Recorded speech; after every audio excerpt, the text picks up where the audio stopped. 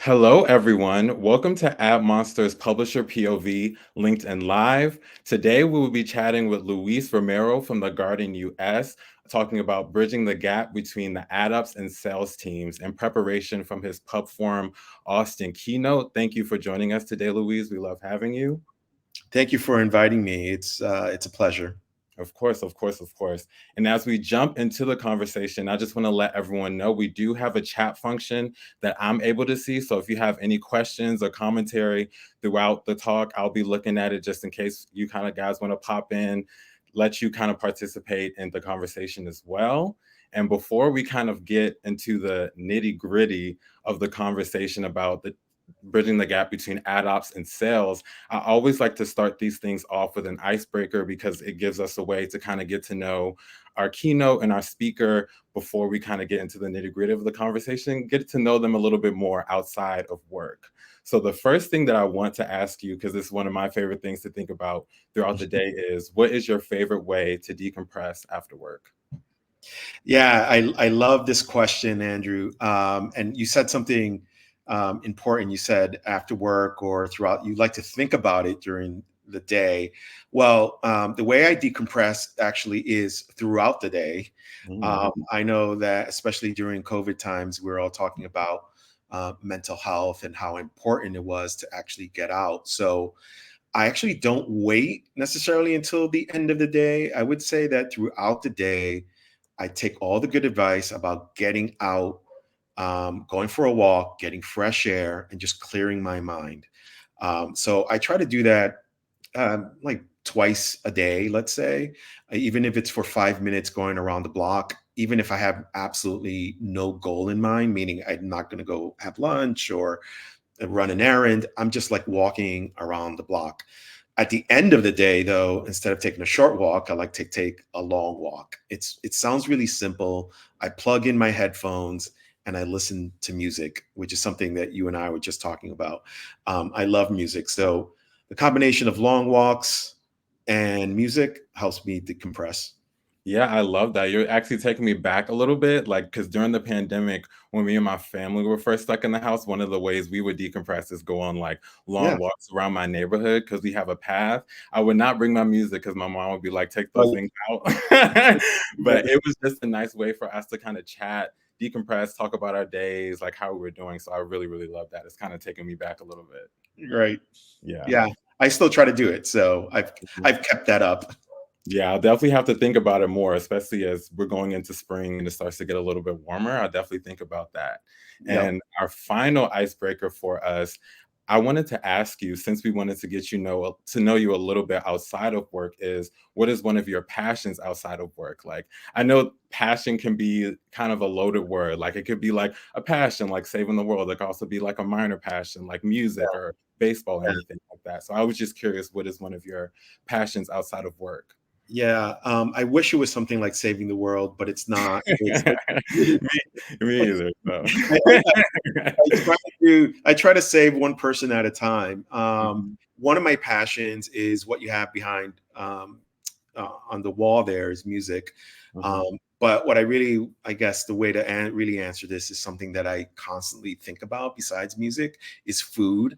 I mhm, love food, but I me too. love everything about food. So I love eating it, watching movies about it, listening to podcasts about it. I love Mhm. dining out.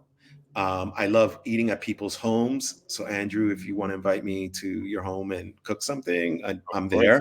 I would love it, I Yeah, would if you're yeah, ever in the DC area, let me know. yeah.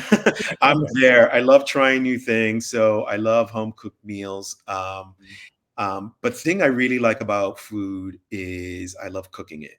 So for Mhm, me, it's a combination of therapy. Again, going back to decompressing, believe it or not, cooking for me is kind of like just making sure everything's going away and just focusing on food.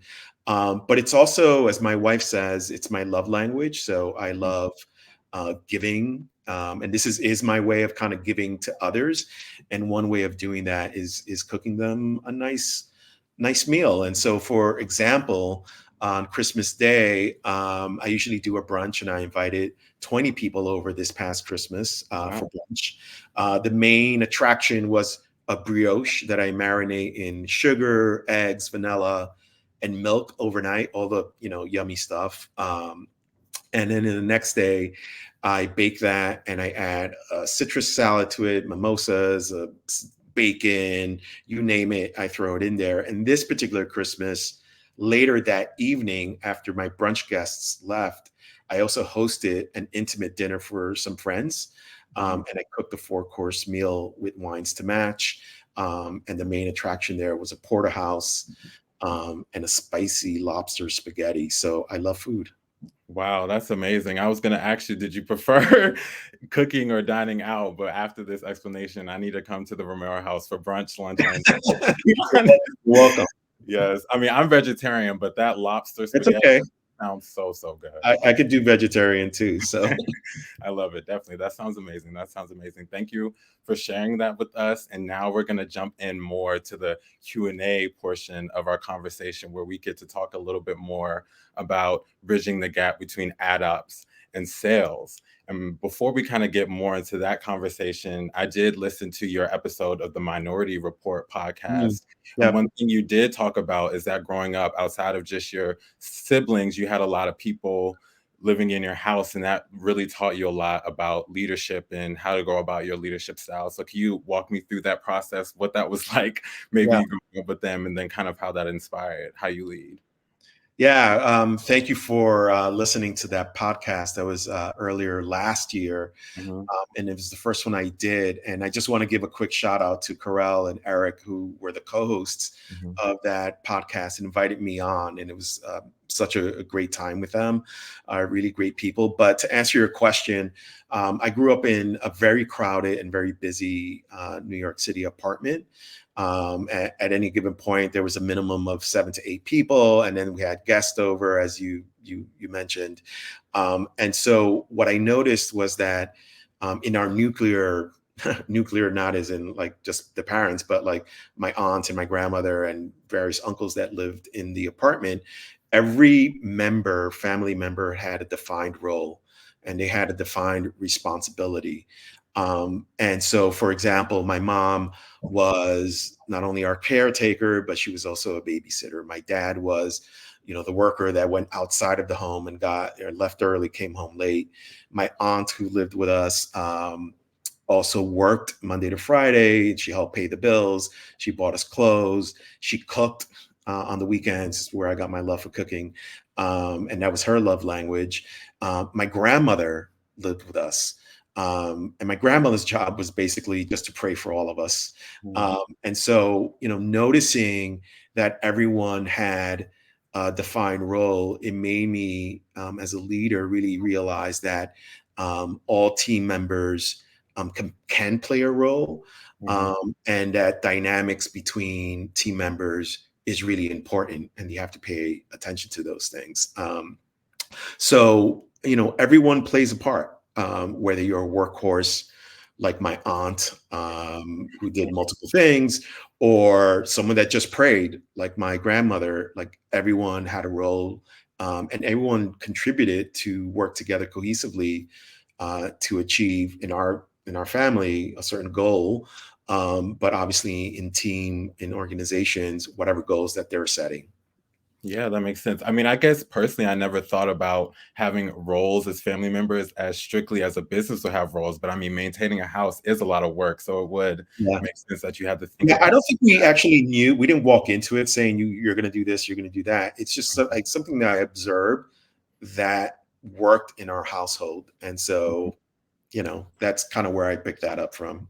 Yeah, yeah, and even segueing a little bit, thinking about the team that you have now, I know reading a little bit about you, you manage a 40-person sales and marketing team, which I know is probably much larger than dealing with a family. And I'm Yeah. curious about thinking how your leadership style has developed then to now, and kind of what things you have picked up from learning through your family and what may have evolved even from then, if that makes sense. Yeah, for sure. I would say that when I first became a manager, and we can talk about differences between managing and leading, but for Mhm, me, they've always been intertwined. I was a fairly young manager and leader, and I think at the beginning, I felt like because I lacked the experience of being a manager, and I had a handful of people that I was managing, some with a lot more experience than I had. I felt like I needed to have an answer for absolutely everything. Um, and so I was known as a highly directive leader, which basically meant that I would give very specific directions on absolutely everything, even mhm, stuff that I didn't really know too much about. I felt like I had to have it figured out because people were looking at me for direction. mhm, I tried a lot of different styles because I'm naturally a curious person. That's just who I am. And so I would say that the way that the thing that it's evolved the most is that I realize that I, of course, don't need to know absolutely everything about everything, and that I mhm, can rely on people and trust people with their experiences and their expertise. And so for me, um, that's probably the biggest way that I've evolved. I like to always mention. I'm going to geek out a little bit here in history. There was a famous African war general around 200 BC. His name was Hannibal. Um, yeah. yeah, do you know Hannibal? Yeah, yeah. Yeah, yeah. And so Hannibal was famous for a lot of things. He was one of the things he was famous for was for leading from the front. So he always was in the front. So he would never ask his soldiers to do things that he himself wouldn't put himself in the position to do. Mhm, Um, but the thing that really struck me about Hannibal was not only that part of it, but also that if you know his story, he came from Northern Africa and he went try to defeat the Romans, who in 200 BC was, obviously at their peak. Um, and what he did is he traveled from North Africa and went through the Iberian coastline. So he started picking up armies and assembling an army from Northern Africa, from what is now Spain, through the south of France, and through even some German regions. And what really struck me about this was that, the people and the soldiers that he picked up were all from different regions, speaking different languages, having different fighting styles and different mentalities. And he was able to assemble them into one cohesive unit and defeat the Romans. I mean, the story is much larger than that. But mhm. to me, as I think about leadership and what I'd like to strive for, is really tapping people's expertise and then trying to form them into one cohesive unit. And if you think about the story I just told about my family, that's kind of like the same thing that was happening there. It's like Mhm. people were had different areas that they can contribute in, and really how to maximize that together. Yeah, yeah. It goes definitely back to that old mindset of being a good leader is knowing when you need to step up and knowing when you kind of need to pass the reins over to someone else when they have more expertise. So that makes a lot of sense. And even thinking about teams on a larger scale and like knowing when someone's expertise may be more persistent for when you need to be a leader, thinking about like maybe how communication is important, of understanding like, okay, maybe this person's expertise and kind of how to communicate that between leadership and different types of teams. And how would you say important is good communication and collaboration for a team, and what kind of strategies do you look for to kind of foster that? Yeah, I mean, I think we're in the era, I should say, of over communication. There's so many ways to communicate, Yeah. but as we all know, somehow it gets mixed up, even with all these different forms and these different vehicles to communicate. So whether it's text, chat, emails, or just plain old spoken, somehow things get mucked up. Hmm. So I love using all those different formats to communicate, but unfortunately, there's always room for misinterpretation.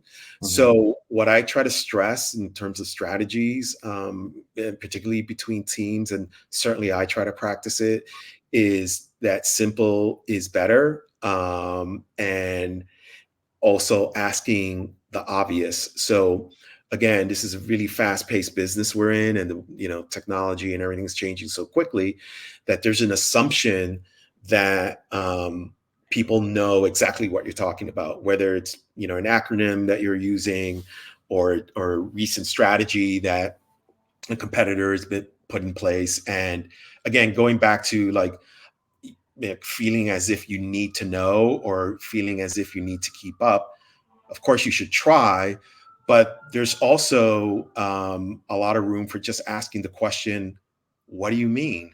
Or what is that? I'm not aware of that. So showing your vulnerability in things that you don't know is perfectly, in my book, acceptable, because that's how you get to learn. So that's important to me. And that also kind of leads to collaboration, so, and respect from each team member to another, because again, everyone has their strength, and it's some people's jobs to pick up to stay on track with the latest technology, let's say. Mhm. But making sure that everyone feels respected, and that you can ask those questions makes everyone feel safe, and I think it makes for better collaboration between team members.